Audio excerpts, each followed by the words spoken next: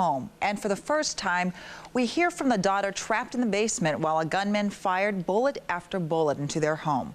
With tonight's Dimension, here's Trish Van Pilsum. I've got an officer down.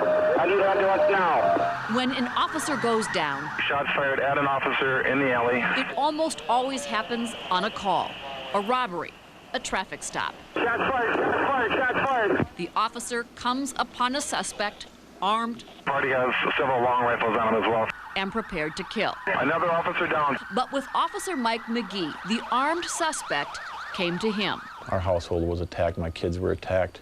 We need an officer to escort the ambulance to assist Officer McGee. He is critical. That's what makes this very public crime uniquely personal. There is one in custody. It is also what makes this story not just Mike McGee's, but his whole family's. I could have lost all of them. I was about right here when I saw him. On July 17th, investigator Mike McGee had just gotten off duty and was walking home from work unarmed. I got to the corner or thereabouts to the corner and walked across the street. Half a block from home, he spotted a neighbor who'd for years been hostile toward McGee. On this day, his behavior was odder than ever. And I see him make some strange movements, and next thing I know, he's pointing a shotgun at me. The neighbor was David Byrne, a convicted murderer with some inexplicable axe to grind with Mike McGee and his family. See, he actually fired about 9 shells at me, and one double-aught buck hit me. Party that's been shot, identified as an off-duty officer. Mike McGee took shelter in a neighbor's home. David Byrne allegedly came right into that entryway and fired several shots into the house. Lord help me. That's about all I could think. And there was no doubt in McGee's mind that Byrne was hunting for him. This was an ambush. He was waiting for me to come home and to try to kill me. But then, as he watched Byrne circling from a window, an even more horrifying thought came to McGee. I just had a feeling. And Byrne would hunt next for McGee's daughters. I hear shots and they sound like they're coming right at the house. It seems Officer McGee was right. And I saw about 2 bullets go right into the wall over my head, and that's when I screamed and I ran down to the basement and I just started crying. Back at the neighbor's home, Mike McGee, critically injured, was talking with emergency dispatchers. he was on the phone and trying to get help for his daughters. Do you have any information about the shot police officer's family? Aaron, younger sister Brian, and a friend had taken cover in a basement storage room. We turned off the lights because we thought for sure he was going to come down and get us. The home was shot into and they cannot get an answer by phone. He's going to come down and kill us. The girls heard footsteps upstairs, forced themselves to be quiet. that's a lot of good thinking. Spooky, real spooky. I can't imagine what they felt like when they heard somebody walk around upstairs here. That'd be terrifying. The footsteps, it turned out, were the police.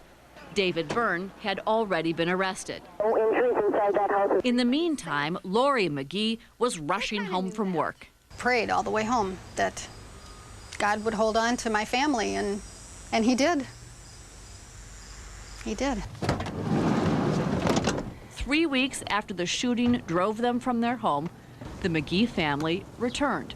Mike McGee beginning to heal, bullet-shattered walls repaired. Unbelievable. Some things still are scarred. Lots of angels over this whole area this whole time. Watching out for everything and everybody. Just lots and lots of cards, just piles of cards.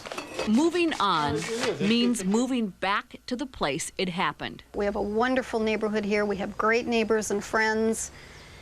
And it's all of that, I think, that gives you the strength to move on and to keep going. And if we did anything else, he would win. And I'm not going to let him win. He's done enough damage. Hello. Things seem almost as they were before it happened. Hi, Nicole. Mike is back at work. During the school year, he's a liaison officer in Columbia Heights. Nice cack. The girls seem unfazed. Come on in! And go on as before. Thank you from the bottom of our hearts. But every now and then, it resurfaces. Ensured their safety. Something will trigger feelings. For this, Aaron receives the Citizen's Letter of Commendation, Which will be years in the easing. So when you hear them talk about what they went through, It's, you feel for them, you try to comfort them, try to make sure they don't remember,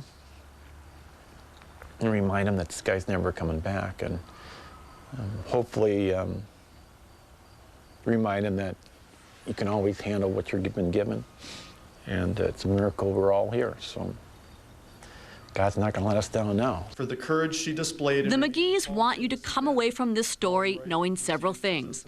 They don't want to be pitied. They don't consider themselves lucky. We've come to believe that it was a miracle. Not lucky, but blessed. For Dimension, I'm Trish Van Pilsum.